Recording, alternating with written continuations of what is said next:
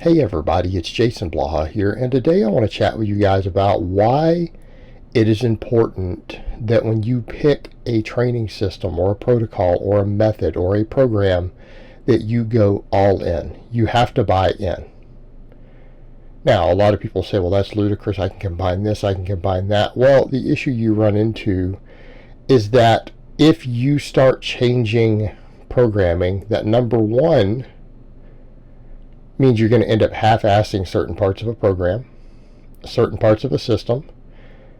It's also going to mean that you think that you have more experience and more knowledge than the coaches or coach who devised that system and writes it and has possibly tested it in hundreds and hundreds of athletes.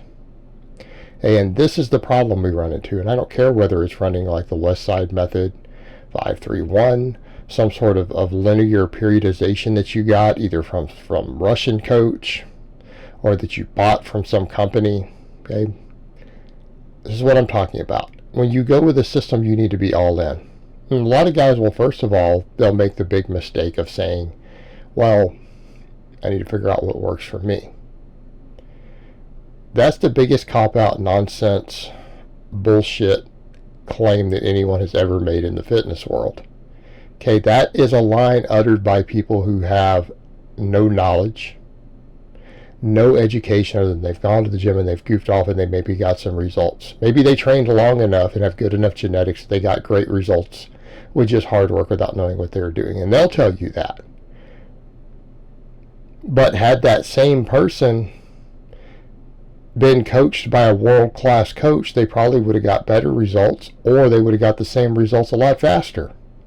So no, you don't need to find what works for you. You're not a special, unique snowflake.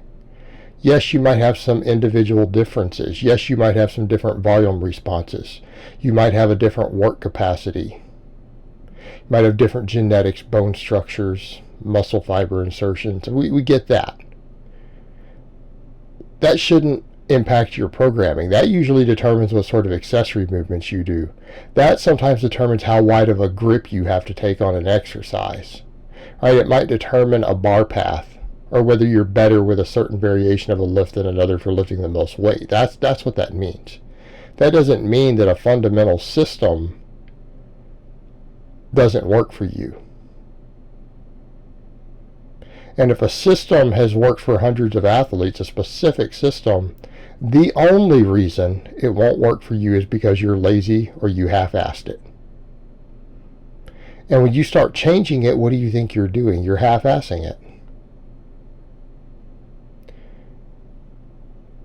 And what people need to realize is that a lot of these systems are not compatible.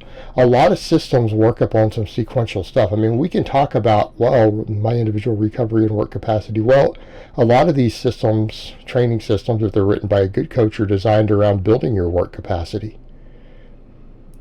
There's a sequential element to these things.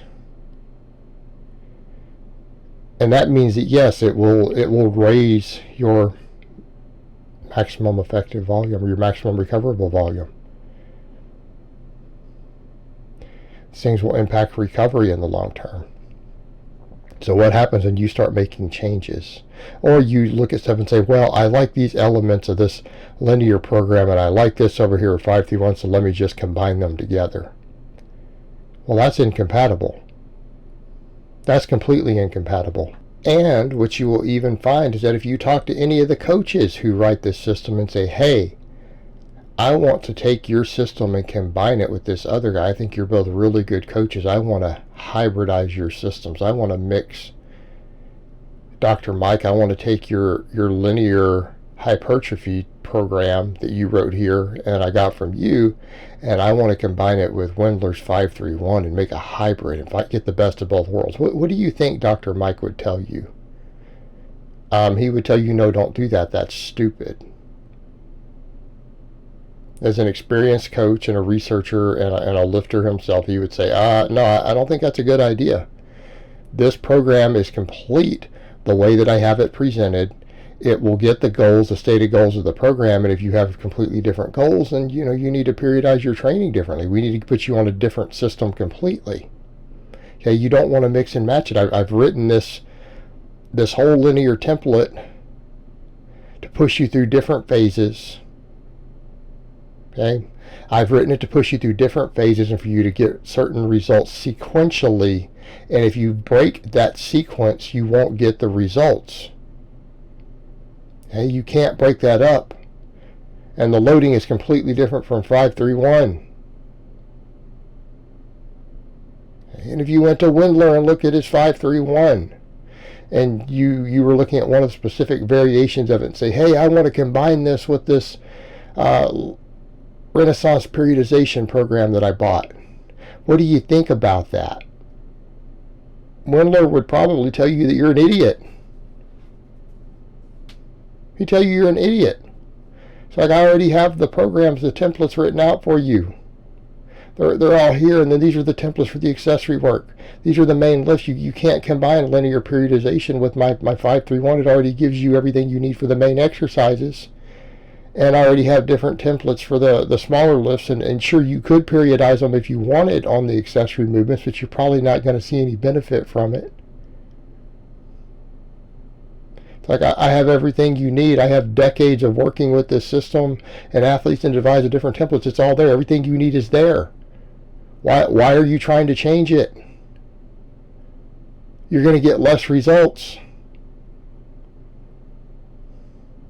You're going to get less results.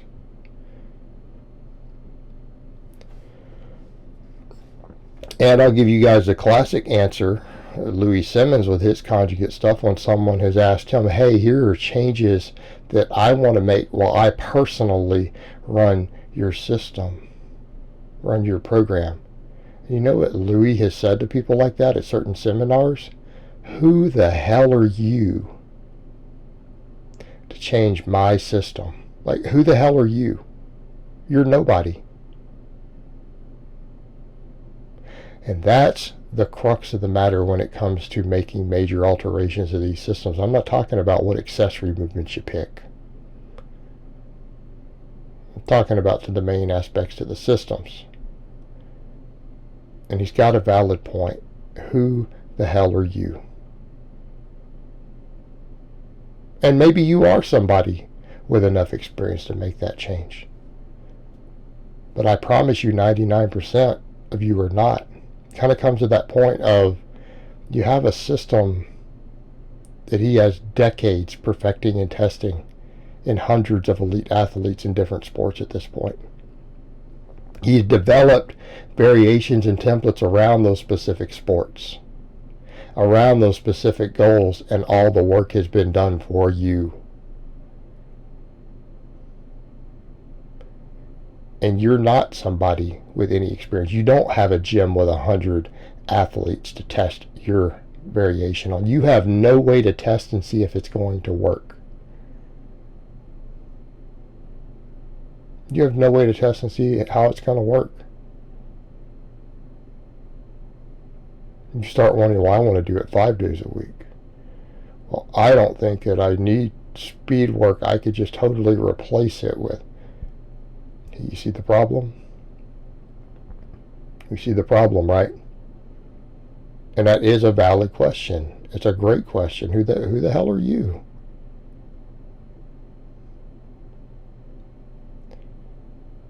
You're somebody who thought that they were unique and special, who had experience and expertise in an area they don't, who's been given all of this information by people who do have experience, who do have the expertise.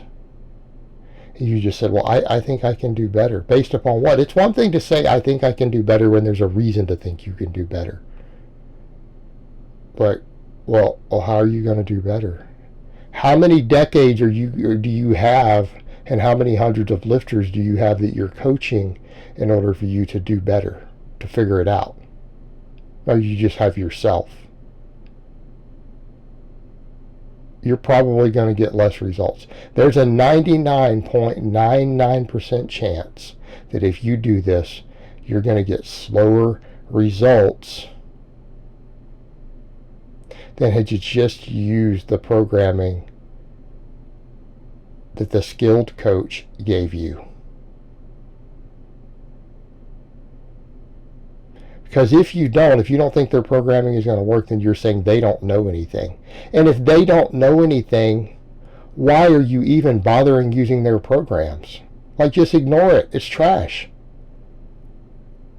It's trash if you think that if you could come in with someone with minimal experience and no coaching experience and improve a training system of a skilled coach, then you are saying that it's trash, and you would be right. It would be trash. If someone at your skill level could just make it better, it is obviously trash. And that coach doesn't know what they're talking about, and therefore you shouldn't have even considered their programming to begin with. That's the issue with it. But here's the problem. People do that, and then they come back and say, it doesn't work. No. Your stupid ass version of it doesn't work. The programs were just fine until you messed with them. Alright guys, well that's really all I have to say on that today. I hope it's been informative, and I will talk to you guys next time.